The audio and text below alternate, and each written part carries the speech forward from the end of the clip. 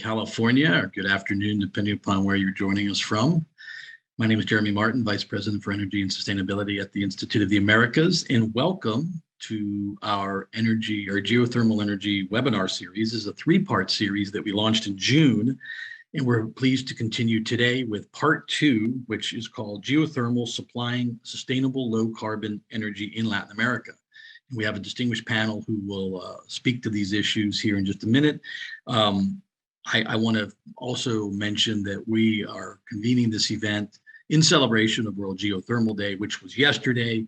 And so we continue to acknowledge and celebrate the World Geothermal Day for this of our webinar series, the second part of the three-part webinar series. So as I mentioned, we launched in June, and we're pleased to be able to host and offer this three-part webinar series at the Institute of the Americas in collaboration with the Geothermal Energy Advancement Association. And we have with us today, and you'll hear from in just a minute, Chris Sladen, who is not only a non-resident fellow at the Institute of the Americas, but also the chair of the founding members of the Geothermal Energy Advancement Association, and somebody who has taken his long career in oil and gas and begun to look and transition into the realm of geothermal and how to use geothermal as we consider the energy transition, as we consider reducing emissions, the climate emergency, and the path to net zero, and just exactly where geothermal fits and how it can play a variety of roles in our global energy transition. Obviously, we're focused on Latin America today, and like I said, this is part two, supplying sustainable low-carbon energy in Latin America.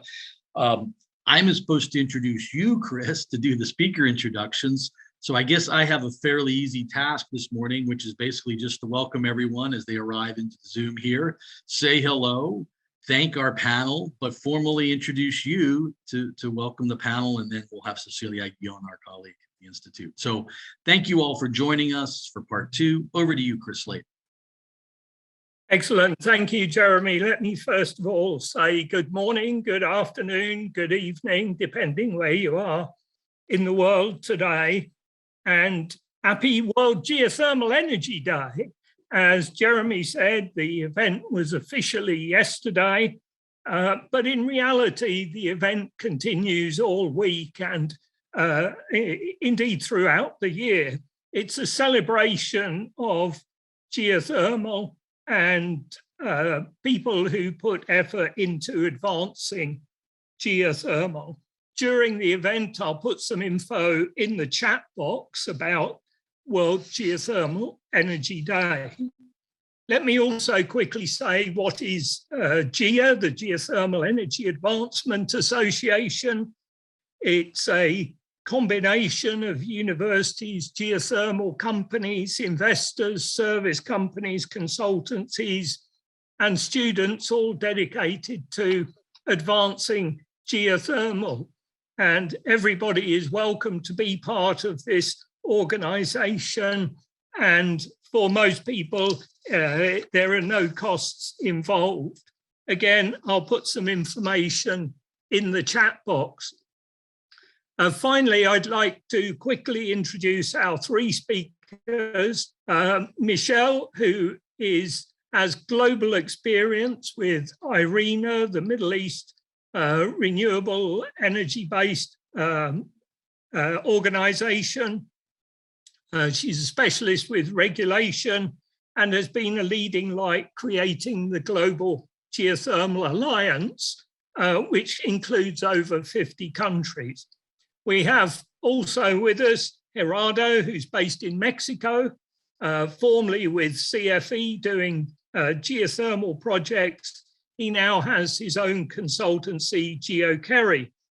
And we also have with us Maria Cristina, who's based in Colombia and has a legal background and is with the Ministry of Mines. So I'm now going to pass over to Michelle, who's going to give a 5-minute overview, and then we'll pass to Gerardo and then Maria Cristina to give their 5-minute opening speeches. Over to you, Michelle. Thank you, Chris, for your introduction. And I want to thank the organizers for setting up this gathering and for this invitation to speak. I'm utterly pleased to join this conversation along with Gerardo, whose experience in the Latin American region is always impressive and inspiring for all of us working in geothermal, as well as Maya Cristina, a Colombian lawyer working in geothermal. I am myself a lawyer too, and I can encourage enough lawyers to join the renewable side. And this is our first panel together, but I see us in several panels along in the upcoming years. Today, I would like to stress how geothermal worldwide is getting more and more attention, and how common nowadays is to hear the public and private sector highlighting and developing strategies to foster geothermal for power generation and direct use. A few years ago, our conversation was focused on power, but direct use is becoming interesting daily in our socio-political context. Europe is seriously considering geothermal heating through its long winters, and the recent heat waves will demand cool as well. And we know geothermal heat pumps can provide all that. Geothermal, I think, is seen these days integrally. Therefore, its benefits are better understood. And last year, I had the opportunity to co-author the publication Geothermal, the Solution Underneath, which was published by IRENA and the Inter-American Development Bank, where we highlighted all the advantages geothermal has in the context of climate action. And one of the main points we are talking about globally is now is the high reliability associated with its resiliency to climate change events, such as strong winds or long drought periods, which are becoming more frequent and intense. And these are a reality to the world, but also to our region. And all these ideas related to climate change in geothermal are taken into account in a region and when planning and developing infrastructure projects. And I think geothermal now needs to be considered as an adaptation measure against climate change, not only energy transition, not only heat power, but we need to see it as an adaptation measure against climate change. When we talk about geothermal, we're talking about climate action. And realizing geothermal energy's full potential requires higher levels of political will, cross-sector collaboration, and of course, investment. And I see we are getting there and are stepping up in global efforts to really push geothermal. And also, I think we need to be considered and keep in mind that these are the first steps. But now I can clearly see our footprints and a path to follow. I think we are now seriously speaking about geothermal at the high level. Maybe we can talk about also that, in 2020 globally, geothermal investments exceed like $600 million, which was 6 more times than in 2019. And this investment will bring a noteworthy change in the geothermal sectors. And international companies are progressively moving to the energy industry with investments and commitment to further commitments in renewable energy, energy efficiency, and other clean technologies to define more ambitious emission reduction targets. And we know geothermal is a great option to do so. So the experience of the oil and gas sector in geothermal markets is the most logical choice. I think we know that for many years, but now it seems the perfect moment to react and roll up our sleeves from both sectors. And I think finally I would like to say that we tend to talk too much about how pricier and expensive geothermal is and how risky it is. But we need to look at the shale well in the 90s. While in the 90s, only 10% of shale wells proved to be profitable. Today, 90% of those wells are profitable. And that new technology that help shale wells can be applied somehow to geothermal. And we need to take advantage of all that knowledge and apply it to our sector. And these enabling technologies and innovation that we have from the last 10 years from the oil and gas industry, I think either geothermal energy is game changer. And and I think we are moving forward to see a better understanding around the geothermal energy sector.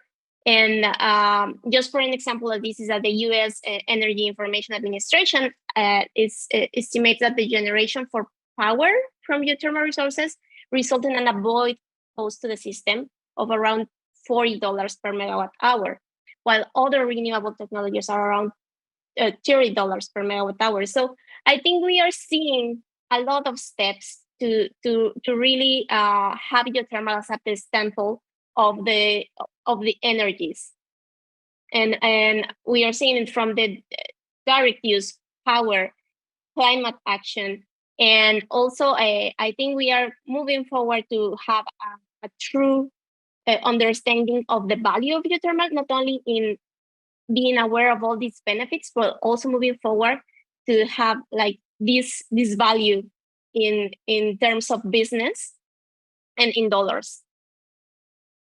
Okay, I think I will continue with this discussion after this nice presentation of Michelle. Mine will be totally technical. Let me tell you that geothermics, every country has its assessment, more or less, how many megawatts can be developed, and they classify some places in the proven and possible. There are several classifications. But what I want to pass the message is all that, or almost all of them, are done based on sampling the hydrothermal surface manifestation, even gas or water. One takes a sample, analyzed by geochemistry methods, they determine the temperature where that water was originated, multiply by a certain area and a thickness, and make a very simple calculation of how much electricity can be generated with the conversion factor and a recovery factor in every place. So this is the number we know. But let me tell you the good news, that the blind geothermal reservoirs are of the same amount, more or less, of those that I already described. So at least in Mexico, we have this, let's say, analyzed and published capacity of geothermal availability, but it's almost twice of that if we consider the blind where there are no surface manifestation. And we have drilled in Domo San Pedro, in Celaya, in several places where there are no surface manifestation. So this is the first point that we, and both of them are developed with classical technique of power plant generation, the flash power plant with 1 or 2 flash, and also the binary that is becoming more and more popular. But both are applied for both. Usually binary for lower temperature and the flash for higher. But also there are cases the opposite of that. But what is coming up now, very important, is that there are many oil fields where they produce oil and they die away, those fields, producing very hot water. Several geological cases, but what can we do with this free hot water that is already at the surface, but it belongs to the oil guys? So in that case, we have something that, forget about finding the reservoir or the resource, we have it for free or at almost at the surface. How can we use those thousands of wells with little production of each? Are we going to put 30 kilowatts here, 50 there, or gathering all that water? So it's a surface problem how to use that. On the other hand, we have, at least in Mexico, and there are in Chile, in the US, in many places, submarine hydrothermal vents that can be used. There is a huge potential of that, taking care of all the essential environmental cares of that.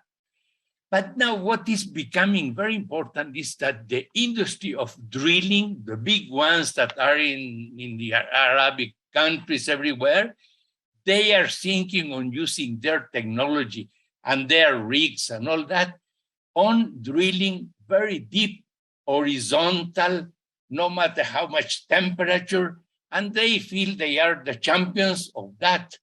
And I will divide them on three. The first of them is the EGS, that wherever you go, you can produce geothermal energy because of the gradient of the earth. So you can drill 5,000 meters or whatever you need to go to get the right temperature. You drill 3 or 4 wells, inject, connect them, and so you finally inject cold water and obtain steam on the other side. This is expensive because you don't get too much energy for every well you drill. There is the other one that is the supercritical, that you go and drill in places over 400 degrees centigrade. So very high temperature, and you drill there 2 parallel wells and connect them where there is absolutely no permeability and no water, and you inject water in one side and obtain superheated, very high temperature steam. This produces 10 times more than a regular well. Others don't go after this technology. They say, I will drill a well and keep it casing all the way along and inject cold water and extract heat from the rock without touching the rock. That is, without losing any drop of water. Yeah? Whatever you inject, water or CO2, you extract heat, and there you obtain very modest, let's say, temperature, but in a different design. So those are the technologies that are coming right now, and we don't know the limit of that. They even call a synthetic reservoir. Give me a rock, don't worry about how deep or how hot. I am the champion on drilling, and this is my business. And I will hire somebody in the surface. Hey, guy, keep generating with this steam I am producing for you. So I see the future of geothermics taking a new elan and growing up very fast. And now in the US, with all that money, that with the law for the avoiding the inflation or whatever the name is, you are putting a lot of money there, and technology will, this is the way to bring up technology. And we want to use that. Everybody's going to do business, as Michelle said, and obtain electricity in several places that were not used so far because of the economics of the project. Things are going to change drastically. That's the message I wanted to pass, and I pass now to Maria Cristina, our Colombian lawyer. So thank you so much, Michelle and Gerardo. Well, today I'm going to present about how does it work, the regulatory structure to develop exploration and exploitation activities on the geothermal resource in Colombia. So the first center point I'll say is that in 2021, it was passed the law, the 2099 law, known as the Energy Transition Law, which included general rules that enabled the national government to develop a specific regulatory framework to promote the exploitation of geothermal resources for the purpose of generating electricity and for the researching and scientific knowledge of the subsoil where these resources found. For instance, the law defined the geothermal energy as a non-conventional renewable energy source on which the Ministry of Mines and Energy would create a geothermal register, require permits, and establish technical requirements. Thanks to this, the ministry issued a decree and a resolution that, together with the law, consolidate a legal and regulatory framework that today provides legal certainty to the investors. Through the decree and the resolution, the ministry has determined the rules that to obtain the rights to execute exploration and exploitation activities, and for the delivery of technical information from the developer to the Colombian Geological Service. Having said this, the second central point would be to say that the referred rights are obtained through a permission granted for the ministry, and the application for this permission must be submitted through the ministry official website. If the permission is granted, the ministry itself will register it in the geothermal register and will publish the delimited areas on the GeoVisor. Now we can talk about the characteristics of this geothermal permission, being the most important their effects, because it has three main effects, which are to delimit the geothermal area so that the investor can develop their activities there, to give exclusivity and to block that area from other requests, and to determine the obligations and the technical conditions that the investor will have to comply. Another characteristics are is that the exploration and exploitation are independent phases. So one application for each. Another one would be that the maximum area that we have determined that can be requested is 150 square kilometers. And another one would be that the length of those permissions are, for the exploration, 5 years, and up to 3 years of extension, and for the exploitation, 30 years, and up to an equal period of extension. So now, before wrapping up my presentation, I'd like to comment two important themes more. One is that the regulation establishes special conditions for co-production projects, so that when the geothermal fuels are obtained from the hydrocarbon activity, the hydrocarbon incumbent may use them to generate electricity under those special conditions. And the second one is that the regulation also stipulates a transition regime according to which the developer that holds an environmental license or has done exploration or co-production activities prior to the issuance of the decree had the opportunity to notify the ministry proving those activities, and so obtain the right to block their area for 1 year, period of time within the investor will have to submit their applications for the exploration or for the exploitation permission. And it is very important to also say that in this sense, the ministry received more than 50 applications that comes from that transition regimen for both generation and co-production geothermal projects. That would be all. Thank you, Jeremy, and Chris, and Cecilia.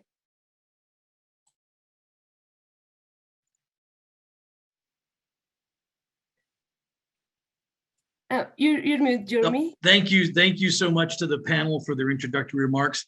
I think Cecilia Aguillon is going to jump in now, and she has a few questions as the moderator. And obviously, please do submit your questions via the function that everyone's probably pretty familiar with by now on Zoom Q&A. So Cecilia, please, over to you for the panel and discussion. Thank you so much for the opportunity, and also for all the opening comments. It's been really exciting to be here celebrating geothermal, and I think it's just going to be huge, as we do need firm power. It is important. Without it, we cannot get to the zero carbon goals. So Michelle, I want to start with you, and since you have a global view of the markets, can you discuss markets and aspects of viability for geothermal globally, but more specifically Latin America? Of course. I think the European Geothermal Energy Council said that between 2010 to 2020, it was a decade of steady growth that ended, of course, with the COVID-19 pandemic. And I think there is this international focus in delivering the 1.5 degrees Celsius global emission target, which is improving the energy market in general terms, but of course for geothermal, it is very important in terms of heating, because heating is the most demanded kind of energy worldwide. It's like 50% of the energy demand.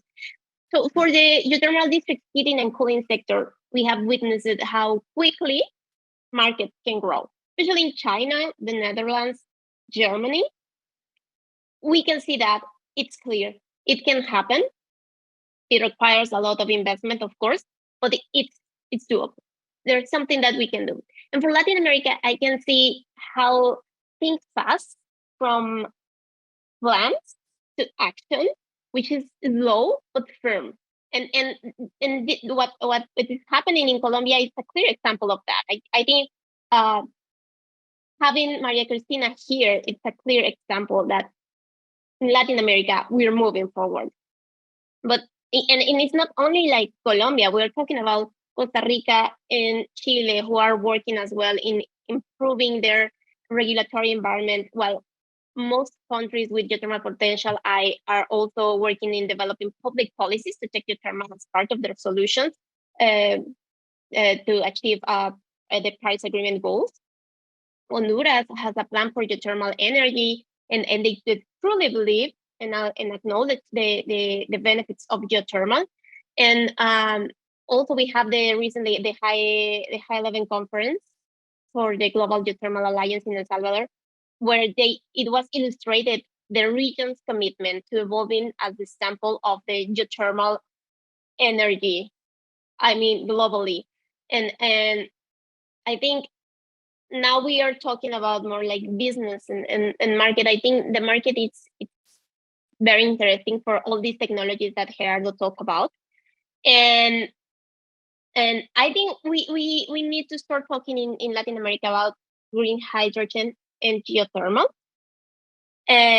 because that will change the equation for our region. Our region is endowed with natural resources. Geothermal is one of them.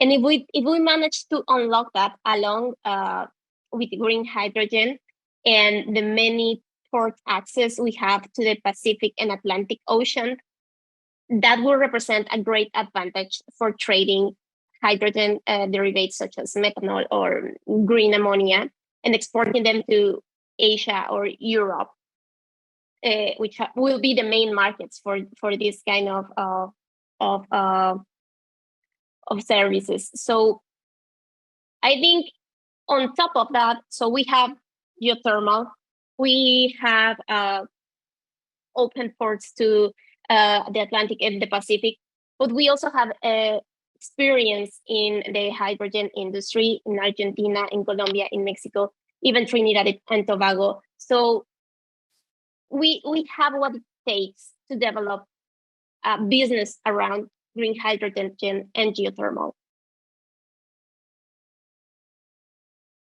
Thank you so much. That's really exciting.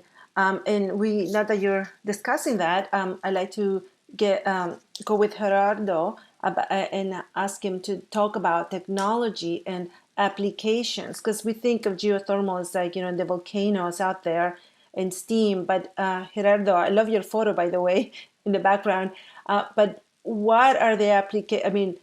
Geothermal is no longer your grandfather's geothermal, right? It's a new renaissance has come to the geothermal technology industry. So talk to us about that. Right. Thank you, Cecilia. Yes, the new technologies of consuming energy are coming up in the market. And I want to mention a few of them, but one of them is Bitcoin. I would say, what has to do Bitcoins with geothermal energy? Look, that now Bitcoins are growing in the world, but they are still at a reasonably low level in the economic world. But if you ask now people that are mining the Bitcoins, how much energy are you using for running your computers? And the last result was something like last year was 160 terawatt hour per year. I want to say that's half of what Mexico in the whole country produce in 1 year. We produce here 320 terawatt hours per year. So the demand of energy is becoming very big. And now the Bitcoin can be installed anywhere. And so they go where the energy is cheaper.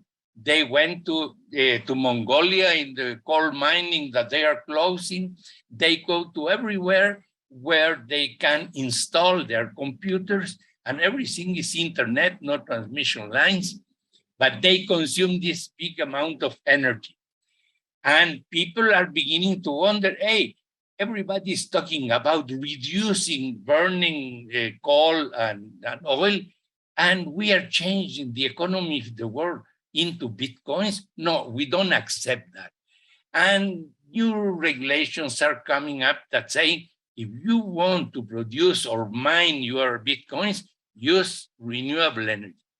And there comes the difference between solar and wind, that they are one thing, and geothermal, that is another. Solar and wind, they don't like it because of you have to have all those backup day and night. And geothermics, they say, yes. And where do you have geothermics? I don't care if it is far away in the mountains. I can install my mining machines up there. So Bitcoin is going to become a very good client of geothermal energy. Have a look to El Salvador. They are looking at installing or I don't know, making some sort of a partnership with the Berlin geothermal field. But also they can find a place high in the mountains in the Andes and to go up there, install their generator, geothermal generator, and their Bitcoin consuming up there. So this changes the use of energy. Another that became evident now with the crisis in Europe with the gas from Russia, in winter, the problem of heating houses in Europe is a big one. It's not having or not electricity for the TV, it's having gas for avoiding those under 0 degrees centigrade. And they found out that it's a shame to burn gas to heat the houses when you have 0 or less degrees in the atmosphere.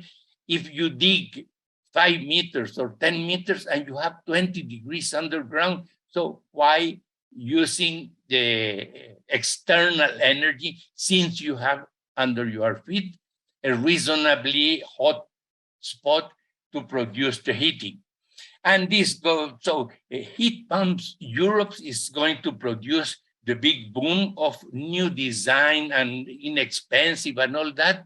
And in our Latin American countries that we don't care too much about heating, except in the extremes, this is going to become popular associated with the air conditioning. Not necessarily geothermal temperature, but reasonably hot to make that. And the third one that our company was born 15 years ago working in lithium recovery from geothermal brines. So at least I have the experience in Cerro Prieto. If you, Cerro Prieto, you can produce more or less 200,000 tons of potassium chloride from the brine. And at the beginning, our numbers were that you were able to produce 10,000 tons of lithium chloride. Now, with the new decay of the field and all that, something like 5 to 10 to 7,000 tons of lithium per year can be extracted using and produced using evaporation ponds. That's the old technology that is the most inefficient now. But now in the US, they are developing those new technologies. At least they claim that with 400 megawatts in the Imperial Valley, they can produce 20,000 tons of metallic kind lithium. So even though we have a concentration that is very low, 10 ppm in Cerro Prieto. In the US, is something like 5 times higher than that. So lithium is going to be a subproduct of electricity that is going to be by far more valuable than even electricity. So I wanted to point out there's 3 applications other than injecting electricity to the grid. That's it, Cecilia.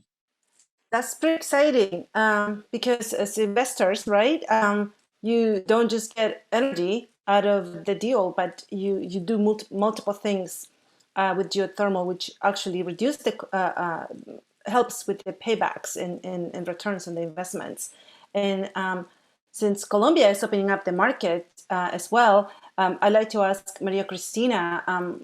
I'm sure Colombia has looked into all these other applications and things to stimulate the market. And you mentioned something about a geovisor in your presentation. Also, you talked about the regulations. How do you see the implementation of those regulations, and how do you see the market moving? What will stimulate that more? Thank you, Cecilia. So about the geovisor is a tech solution to publish the areas on the national territory that are delimited in favor of the investors that obtain a permission for exploration or for exploitation. So it is a tool of the geothermal register to make it public and available to everybody. And so it is very important because in this way, the interested investors can see what areas are already blocked. And about Colombia, I would say our market, I would say that in the Colombian case, it is important to mention that in 2099, Colombia opened the mechanisms of auctions to non-conventional renewable energy sources. And even though when there have been no geothermal projects so far, these projects are also welcome to participate in these mechanisms. So in this order, for example, the Colombia scenario for 2050, for example, is that the geothermal will be part of 10% of the other renewable source into our energy matrix. Thank you. Oh, sorry. Continue. If you let me give two important points, is that it is very important to say that thanks to this regulatory framework, which is in force, we are providing to the investors legal certainty. That's a very important point. And also, we should say that Colombia is located at the Pacific Belt of Fire, which is very positive for the prospecting activities and for the exploration, because Colombia has sedimentary basins that are ideal for co-production. And even though that when we don't know all the information about the geothermal potential of generation, today we know that it is around 1,200 megawatts. And in this sense, so some of our challenges are to keep investigating, to get to know and to understand better our subsoil, and also to be able to respond to the technological challenges that we could require. Thank you, Cecilia. Thank you so much. It's very exciting. And the last question I'm gonna ask you, Maria Cristina, is to tell us how has been the response so far of investors in Colombia, which I'm sure it's getting really exciting. But I want to end the round of questions with all the panelists asking. You answered that question, Maria Cristina, so I'm going to change it for you. But Michelle and Gerardo, where do you see geothermal in 2050? This is in the Michelle, for you, is in the global perspective. Well, I think definitely I have to see it as a geothermal person that I am. I think geothermal will be the go-to technology and source of energy for heating in general terms. So for power generation, heating, all industrial processes related to heat, geothermal will do. I think we will advance in technology, and all these technologies Gerardo talked about, that will be our answer. I think geothermal will be playing a key place in the context of decarbonization and decarbonization of the heavy industry. And at regional level, I always say this, but I think Latin America will be the icon for direct uses, and by 2050 we'll see Latin America as we see Iceland today. I think that will happen, and I think we are working on that. We've been working on that for several years, and we are about to see it. Excellent, excellent. One quick question. Who do you see the main players in geothermal? I think if I see it from countries, I think definitely Chile will be playing a key role. Colombia, I think what is happening now is amazing, and it will only keep going. I think Honduras will be playing a key role as well. I think the specific geological characteristics in Honduras will be a game changer, not only for Honduras, but for the whole region. And of course, Mexico, I am Mexican, so I have to say that Mexico will be playing an excellent role. And we have Gerardo there working on that. So I have to say Mexico. And for direct uses, Central America. For direct uses, I think Central America. But I love this. And when speaking for green hydrogen, I think even Panama will have a key role. No, if not related to geothermal hydrogen, green hydrogen. I mean, and they have the perfect spot to trade with green hydrogen from geothermal from other regions and other countries in the region. Thank you so much. Gerardo, now to you. Where do you see geothermal in 2050? Yeah, I agree with Michelle. Geothermics is going to grow, and I don't know how far, but as long as we have hot rock under the ground, we can transform that into electricity or into heating houses. That's going to be the big issue. And we will move a little bit from earth science that are very important, geology, geophysics, and geochemistry, to other two that are more technical and practical. That is drilling. We have to, on one side, decrease the price of drilling, but another way to decrease the price is to make it produce double. So how can, after we drill, improve the production with the techniques that are available now or that will be produced? Look at MIT, they are using extremely high temperature, over 1,000 degrees, for melting the rock. So in drilling, by going in places that were so far forbidden to be drilled because of the cost, we will arrive at very deep wells and very high temperature, and double the production of those wells. That is, decrease the cost per ton of steam. And on the other, we have to think on the turbines in the surface. At least we are working in little turbines of the order of kilowatts to be used in every oil well. And those turbines, not made by steel and all that, printed in 3D in a computer in plastic. We already tested them. So we believe that we will have some 1,000 of those turbines in little installation and very inexpensive. And if they don't last too long, we print another one. And it's the price is extremely lower than the usual long life turbine. But the people that want to do the big manufacturer of steam turbines, they will have to have soon a specialized area dedicated to geothermics. In geothermics, we have steam from the soil underground, but that steam, or most, we can purify it and keep it cleaning, and always we will have problem of that steam that is not 100.00% clean. So this is, I see, a very promising future for geothermics. But geothermic, we have to invest money on research on those three aspects.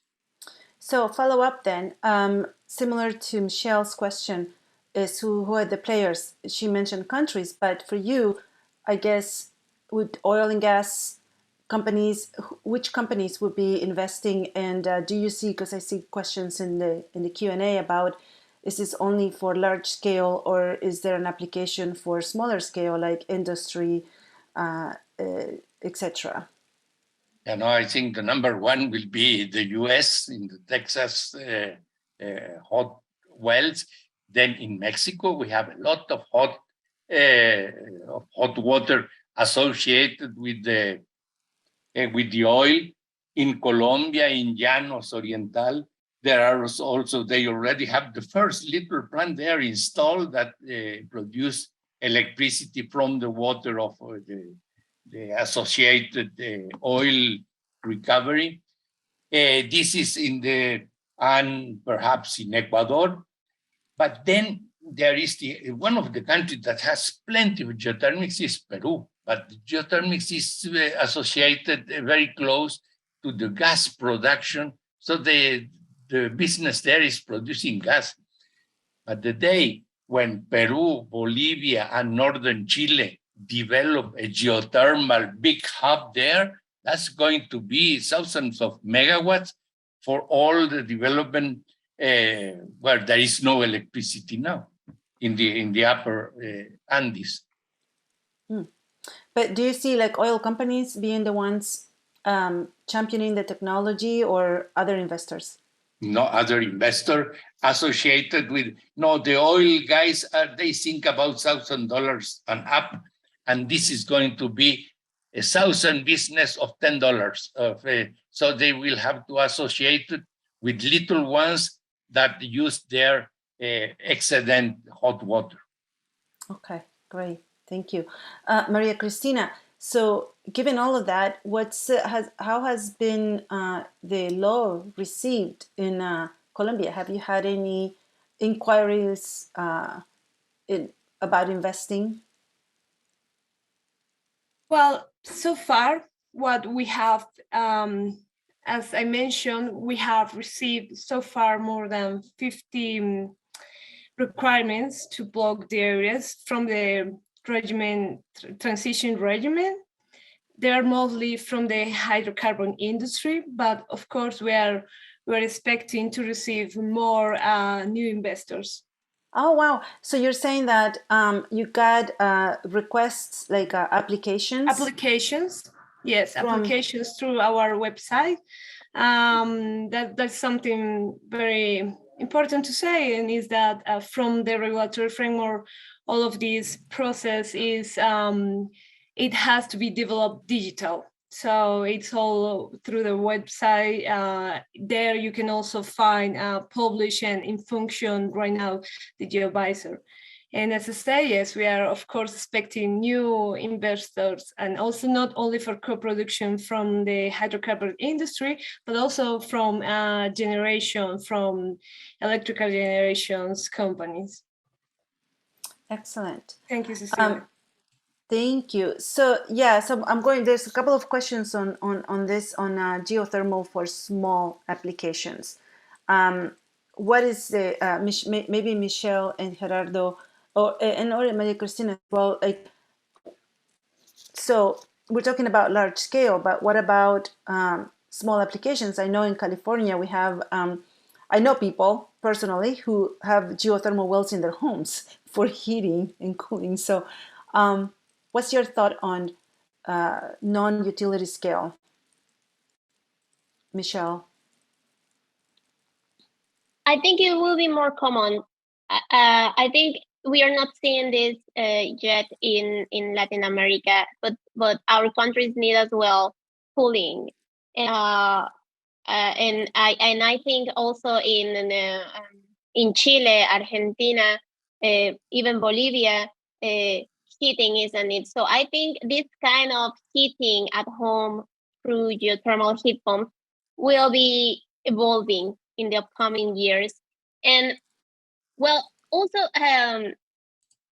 utility scale or factory scale, I think we are seeing both. We will be seeing both scales developing in the region.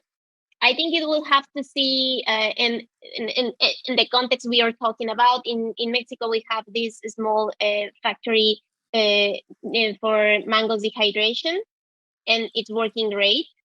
It's a small business, it's still business, and it's still making an impact in the region. This small project is also helping other projects in El Salvador, Costa Rica, and I think even Ecuador. So even we see these projects as pilot projects and just quite small things happening in some regions, hidden regions in Mexico. But all these projects have a huge impact through our region. So I think, yes, there is a room for everyone. Okay. Do you see the small scale being cost effective, or it's going to take a while? What do you think about that? Yeah. Yes, I like the idea of the small geothermal uses. And are they cost effective or not? That will depend a lot on the economics, on how do you help large scale manufacturers. Like everybody uses the very well known brand of air conditioning in Mexicali, and they, even though they are expensive, they have an excellent service.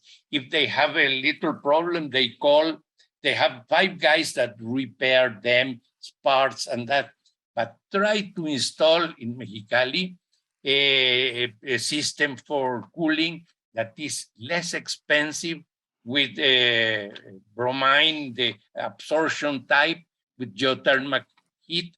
Nobody will use them because you don't have a service to repair them. So people they pay if it works. They don't like those inventions of the universities. People say, oh, wonderful, what you say. But who is going to be behind that, in the service, in the guarantee, in the parts? So this part has to be developed. It has to be a business to do that. Otherwise, it's just ideas that people say, I invented this and that. It doesn't work because it has not entered in the chain of production and maintenance and all that. And I like what they are doing in southern Chile.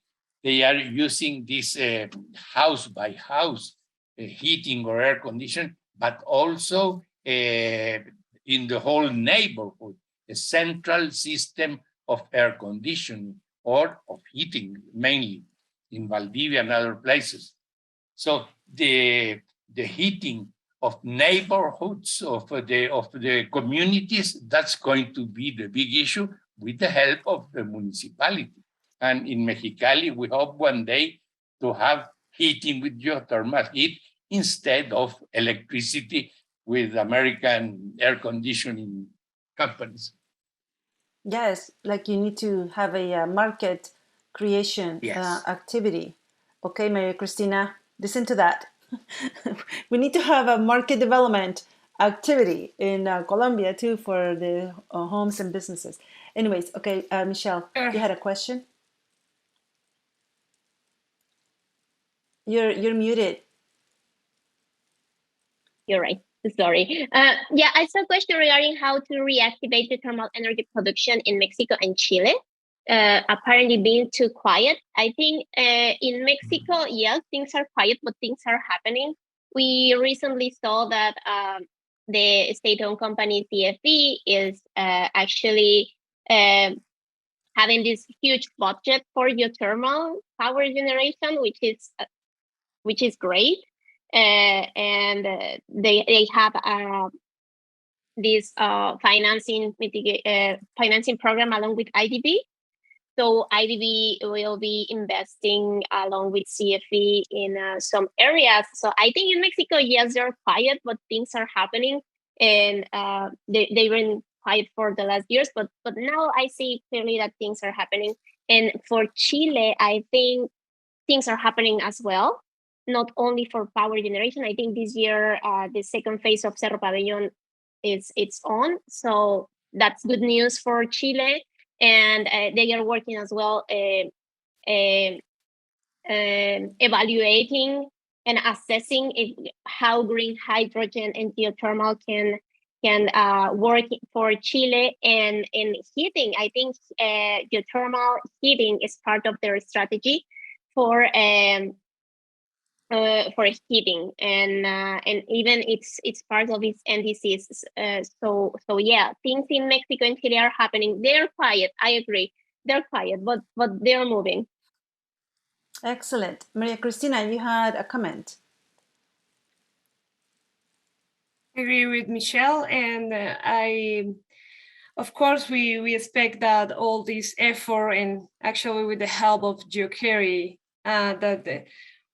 who was our consultant for the construction of this regulatory framework, we expect to advance and to give big steps with the development of this industry in Colombia, and more now that the new government has this strong conviction for the energy transition goals. So that would be Cecilia. Thank you. Thank you. So we have only 3 minutes left, but there was a question here about what the expert opinion is on initiatives such as Quaise Energy to repower fossil fuel thermal power plants through ultra deep drilling. I don't know if Gerardo, you want to take that on? Yeah, but perhaps before that, just they announced in Chile to reconvert coal power plants that are in northern Chile with a very good sunshine, and to remove the boiler, let's say, and to put a concentrated solar power plant to produce very hot, this salty water, this water that can be heated without evaporating it, to transport the heat from the solar plant to what was the boiler.